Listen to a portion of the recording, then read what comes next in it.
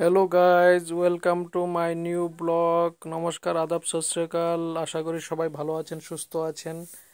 আমিও ভালো আছি, সুস্থ আছি, তাই আপনাদের সামনে আছি। আজ আমি একটা নতুন ভিডিও নিয়ে এসেছি। আশা করি আপনাদের সবাই ভালো লাগবে। অনেক দিন পর আজ আপনাদের সামনে ভিডিও নিয়ে আসতে পেরেছি।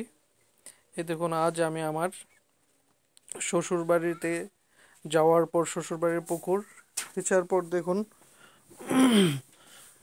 মাছ ধরার জন্য মূলত শ্বশুরবাড়িতে যাওয়া।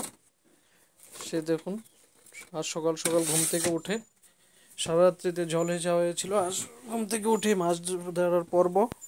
এই দেখুন, লাইট জ্বালিয়ে মাছ ধরা হচ্ছে। কিছু কিছু অন্ধকার থাকতেই মাছ ধরতে নেমে গেছি। এই দেখুন কত মাছ, আপনার নিজের চোখে দেখলে হয়তো বিশ্বাস করতেন যে কত মাছ। এত মাছ থাকবে ভাবতে পারিনি। আগের দিন বড় জাল দিয়ে মাছ ধরা হয়েছিল, 50-60 কিলো মাছ বাজারে নিয়ে গিয়েছিলাম।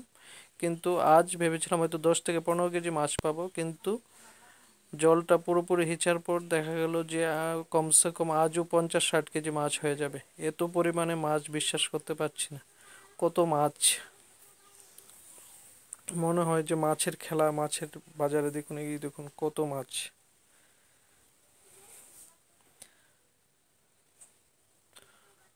এই দেখুন, তিনজন মাছ ধরছে, তারপরও মাছের অবস্থা দেখুন কত বড় বড় মাছ। এখন আমার মামা শ্বশুরও নেমে যাবে মাছ ধরতে। দেখুন, এই দেখুন, এই দেখুন আমার মামা শ্বশুর যাচ্ছে মাছ ধরতে। নিজেকে আর আটকে রাখতে পারলো না, সকাল সকাল মাছ ধরার জন্য এই ঠান্ডাতে নেমে গেছে। এই দিন ড্রাম নিয়ে মাছ ধরবে। আশা করি আপনাদের ভিডিওটা ভালো লাগবে, সবাই সাথে থাকুন।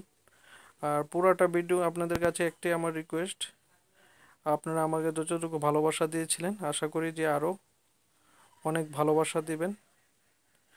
আর পুরাটা ভিডিও না টেনে পুরাটা দেখলে ভালো হবে, আনন্দ পাবেন।